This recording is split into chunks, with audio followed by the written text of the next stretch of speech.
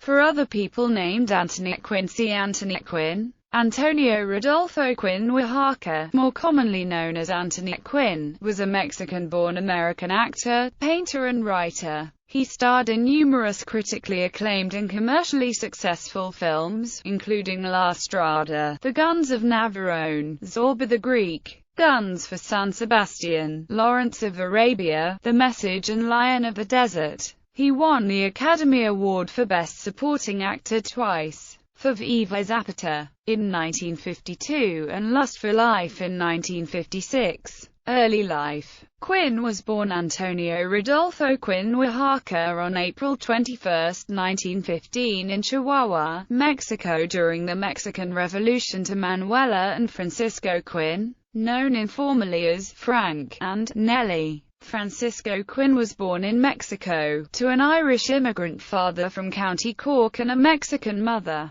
Frank Quinn rode with Mexican revolutionary Pancho Villa, then later moved to the East Los Angeles neighborhood of City Terrace and became an assistant cameraman at a movie studio. In Quinn's autobiography, The Original Sin, a self-portrait by Anthony Quinn, he denied being the son of an Irish adventurer, and attributed that tale to Hollywood publicists. When he was 6 years old, Quinn attended a Catholic church. At age 11, however, he joined the Pentecostals in the International Church of the Foursquare Gospel. For a time he played in the church's band and was an apprentice preacher with the renowned evangelist. I have known most of the great actresses of my time, and not one of them could touch her, Quinn once said of the spellbinding Macpherson, whom he credited with inspiring Zorba's gesture of the dramatically outstretched hand. Quinn grew up first in El Paso, Texas, and later the Boyle Heights and the Echo Park areas of Los Angeles, California. He attended Hummel Street Elementary School, Belvedere Junior High School, Polytechnic High School and finally Belmont High School in Los Angeles, with future baseball player and General Hospital star John Berardino, but left before graduating. Tucson High School in Arizona, many years later, awarded him an honorary high school diploma. As a young man, Quinn boxed professionally to earn money, then studied art and architecture under Frank Lloyd Wright, at Wright's Arizona residence and his Wisconsin studio, Taliesin.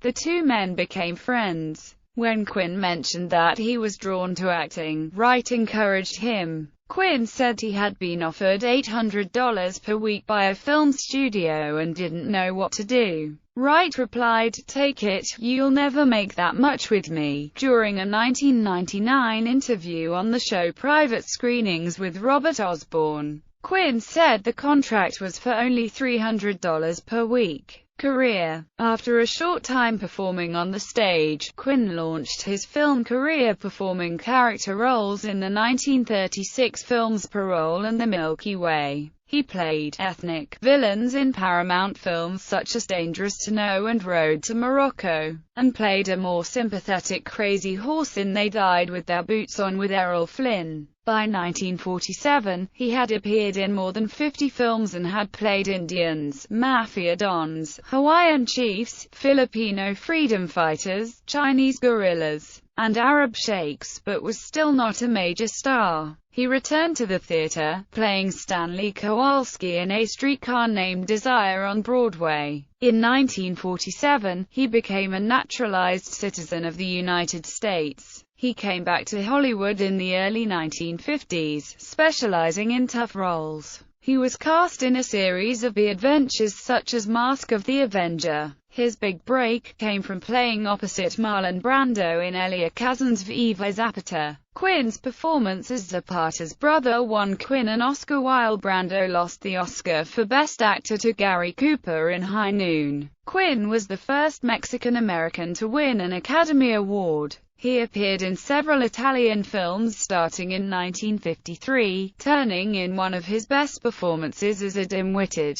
thuggish and volatile strongman in Federico Fellini's La Strada opposite Giulietta Messina. Quinn won his second Oscar for Best Supporting Actor for his portrayal of painter Paul Gauguin in Vincente Minnelli's Lust for Life. The following year, he received an Oscar nomination for his part in George Cukor's Wild as the Wind. He starred in The Savage Innocents 1959 as Inuk, an Eskimo who finds himself caught between two clashing cultures. As the decade ended, Quinn allowed his age to show and began his transformation into a major character actor. His physique filled out, his hair grayed, and his once smooth, swarthy face weathered and became more rugged. He played a Greek resistance fighter in The Guns of Navarone, an aging boxer in Requiem for a Heavyweight, and the Bedouin Sheikh Corday Abu Taya in Lawrence of Arabia. That year he also played the title role in Barabbas, based on a novel by Per Lagerkvist. The success of Zorba the Greek in 1964 resulted in another Oscar nomination for Best Actor. Other films included The 25th Hour, The Magus, La Bataille de San Sebastian and The Shoes of the Fisherman. In 1969, he starred in The Secret of Santa Vittoria with Anna Magnana. Each was nominated for a Golden Globe Award. He appeared on Broadway to great acclaim in Becket, as King Henry II to Laurence Olivier's Thomas Becket in 1960. An erroneous story arose in later years that during the run Quinn and Olivier switched roles and Quinn played Becket to Olivier's King. In fact, Quinn left the production for a film, never having played Becket, and director Peter Glenville suggested a road tour with Olivier as Henry. Olivier happily agreed and Arthur Kennedy took on the role of Becket for the tour and brief return to Broadway. In 1971, after the success of a TV movie named The City, where Quinn played Mayor Thomas Jefferson Alcala, he starred in the television series The Man and the City. Quinn's subsequent television appearances were sporadic, including Jesus of Nazareth. In 1976, he starred in the movie Muhammad, Messenger of God, about the origin of Islam, as Hamza, a highly respected uncle of Muhammad, the Prophet of Islam. In 1981, he starred in The Lion of the Desert. Quinn played real-life Bedouin leader Omar Mukhtar who fought Benito Mussolini's Italian troops in the deserts of Libya. In 1983, he reprised his role as Zorba the Greek for 362 performances in a successful musical version, called Zorba, opposite fellow film co-star Lila Kedrova, reprising her role as Madame Hortense. Quinn performed in the musical both on Broadway and at the Kennedy Center in Washington, D.C. Quinn's film career slowed during the 1990s, but he nonetheless continued to work steadily, appearing in Revenge, Jungle Fever, Last Action Hero, A Walk in the Clouds and Seven Servants. In 1994, Quinn played the role of Zeus in 5 television movies focusing on the legendary journeys of Hercules. These were, in order, Hercules and the Amazon Women, Hercules and the Lost Kingdom, Hercules and the Circle of Fire, Hercules in the Underworld, and Hercules in the Maze of the Minotaur Mafia. Quinn made an appearance at the John Gotti trial, according to John H. Davis, author of Mafia Dynasty: The Rise and Fall of the Gambino Crime Family. He told reporters he wanted to play Paul Castellano, the boss of the Gambino family after Carlo Gambino. Gotti had Castellano murdered, becoming the boss of the Gambino family thereafter. Gotti was on trial concerning a variety of felony charges when Quinn visited the courtroom. Although he tried to shake hands with Gotti, federal marshals prevented him from doing so, Davis says. The actor interpreted the testimony of Sami Gravano, Gotti's underboss, against Gotti as a friend who betrays a friend. He hadn't come to judge Gotti, Quinn insisted, but only because he wanted to portray Castellano,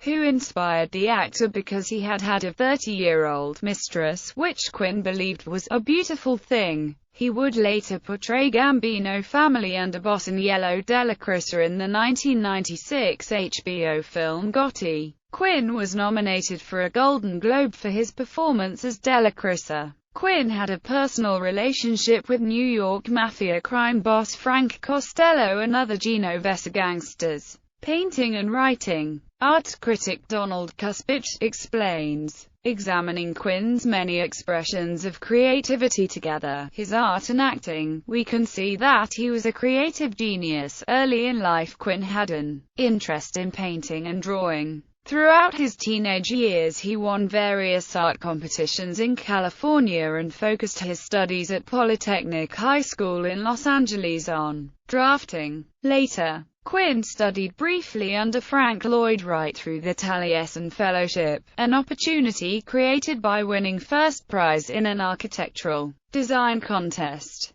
Through Wright's recommendation, Quinn took acting lessons as a form of post-operative speech therapy, which led to an acting career that spanned over 6 decades. Apart from art classes taken in Chicago during the 1950s, Quinn never attended art school. Nonetheless, taking advantage of books, museums, and amassing a sizable collection, he managed to give himself an effective education in the language of modern art. By the early 1980s, his work had caught the eyes of various gallery owners and was exhibited internationally, in New York, Los Angeles, Paris, and Mexico City. His work is now represented in both public and private collections throughout the world. He wrote 2 memoirs, The Original Sin and One Man Tango, a number of scripts, and a series of unpublished stories currently in the collection of his archive. Personal life. Quinn's personal life was as volatile and passionate as the characters he played in films. His first wife was the adopted daughter of Cecil B. DeMille, the actress Catherine DeMille, who wed in 1937. The couple had 5 children: Christopher, Christina, Catalina, Duncan, and Valentina. Their first child, Christopher, aged 2, drowned in the lily pond of next-door neighbor W.C. Fields. In 1965, Quinn and DeMille were divorced, because of his affair with Italian costume designer Yolanda Adalori, whom he married in 1966. They had 3 children: Francesco Quinn, Danny, and Lorenzo Quinn.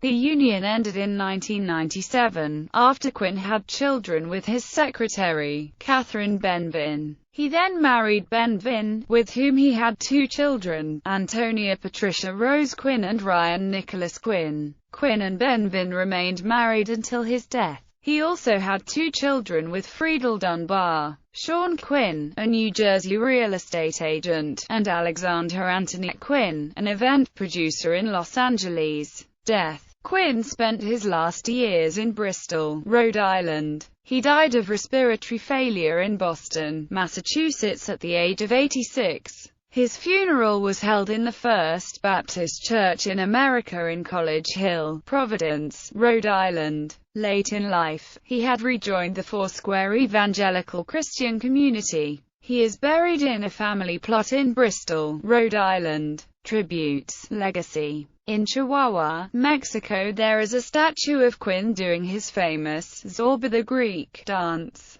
A 70-foot-high mural, entitled Antoinette Quinn, or more commonly, The Pope of Broadway, by Eloy Torres, is at 259 W.